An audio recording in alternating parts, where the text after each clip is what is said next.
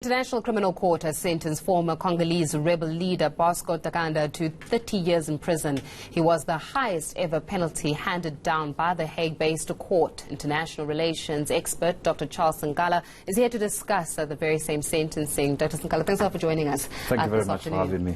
Now, it is one that obviously it means significantly, especially for where the trial of war crimes and the prosecution of war crimes are actually concerned, especially at the Hague. But given the fact that the Hague has often been criticized by the nature in which they even handle these cases, it's no surprise that we've only seen 4 individuals convicted since 2002. Yes, it's quite surprisingly, and you know, they have only achieved 1% of their target and goal of what that was founded on. The ICC started many years ago with the Peace Accord in 1919, even prior to that, the nations or the world has to create an international court where the national judiciary system cannot address those matters. They can be directed and be assisted. Yeah. And over the past years, 1963 and wherever the past years has preceded, there has been many challenges, you know, of which many people who would wanted to drive that agenda to the right direction has been assassinated. You know, those who are supporting that agenda, this should be there because there's a group of criminals who control the world, you know, who benefits actually from these atrocities and all the criminal acts against humanities into these countries.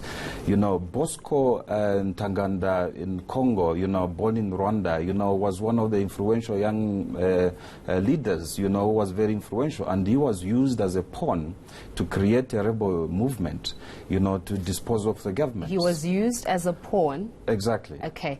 Who was the one that was controlling the strings? Because ultimately, and you may correct me if I'm wrong, but unfortunately when it comes to civil war, especially in the African context, there's always a Western agenda that is tugging at the strings and stands to benefit from it. There's always a third part in conflict. That's it. You know, and these are just pawn, and what I was supposed to expect from the international community is to get, because if you see the circumstances, how he handed himself in Rwanda embassy to the United States embassy, that you would like to have a say or a time in court and explain what happened and really happened. And the whole judiciary system and how they prosecuted him and they convicted him was more of siding that he was wrong, he committed this and this gender-based violence, and he was condemned like that and has been sentenced to 30 years. Yeah. The bigger thief or the bigger fish in the sea has been left loose. Who's that? These, you know, if I talk about Central African Republic and Democratic Republic of Congo, these civil wars are financed by those who are going to those regions as helping through either the United Nations. The Americans has been there into Democratic Republic of Congo for many years. Also in Rwanda, you know, Russia is the only country in Africa who has got credentials to deploy the army into Rwanda, you know, to keep... I can't even hide my facial expression when it comes to that. It is something very beyond of what we're seeing at the moment. Yeah. And I think this begs the question of the credibility of the ISIS and whom are they working for, and why Africa does not have a full power of veto to be represented on the ISIS.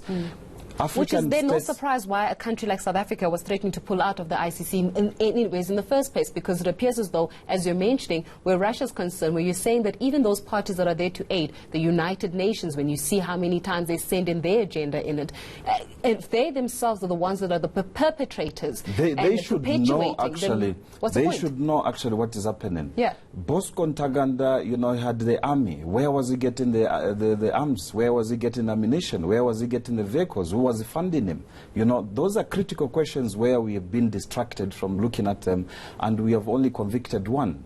Charles Taylor as well from, you know, from the other part of Africa was also convicted as perpetuating those. And they got somebody, a pawn, a lady, a celebrity, I think Campbell, if you remember very well. Campbell with the blood diamond. The blood diamond, to go out with the president so that, you know, those people, they get access to the diamonds and all the secrets of whatever. At the end of the day, what happened? He's been convicted, he's serving a life sentence.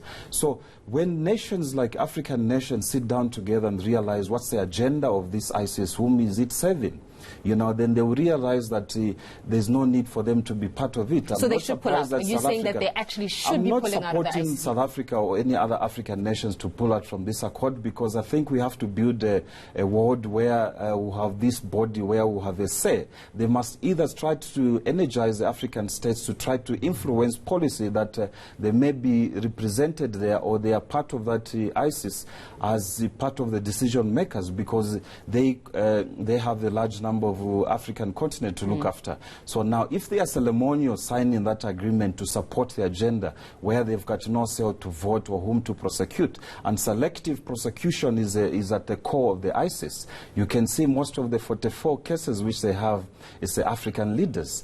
President Uhuru Kenyatta of Kenya is one of the leaders who's there.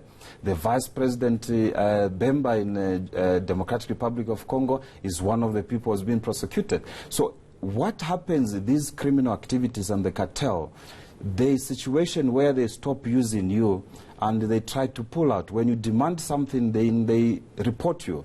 This has happened also in Mozambique. We've got somebody who's now seeking that he may be indicted to Mozambique, but the Americans, they want to try him in this court. The former Finance Minister Chan from Mozambique, he's still sitting here trying to wait to where to be prosecuted and what. But because of the lack of the working together as African leaders, African leaders only meet when there's either xenophobic attack, there's a SADC convention, there's United Nations convention. They do not meet separate from the Western or the Americans to discuss the agenda. I mean, unfortunately, Dr. Charles, part of this faith, what people must understand that the 1884 Berlin Conference is still alive and well. The agenda was for the purpose of trying to depict Africa, to consume it as a consumerism, and to take advantage of the African minerals by creating conflict. We was checking in Nigeria already. We have more than 100 young girls who's been in captivity for many years. And the ISIS should have been in the forefront to deploy people to help and help the Nigeria to retrieve those girls. But they don't go there. It's selective prosecution. It's around this issue, and it's a conversation that you and I can have the entire day. It's about how Africans need to start setting an agenda that is really deliberate. But also, it also shows you the meaning and just how far colonialism goes, in the sense of we're not talking just about colonialism from a policy perspective. We talk about colonialism from a mental perspective, right? Yes, how many of us as Africans are actually colonized to a point where we even allow a Western agenda to determine who gets prosecuted and who doesn't. And who does not. Exactly. And where does that happen? We're going to leave it there for this afternoon, but I have to leave you with I know, Faith, I must conclude this. The reason for the project of to find an amicable solution is for African states to create an African court to prosecute their matters and the issues within Africa.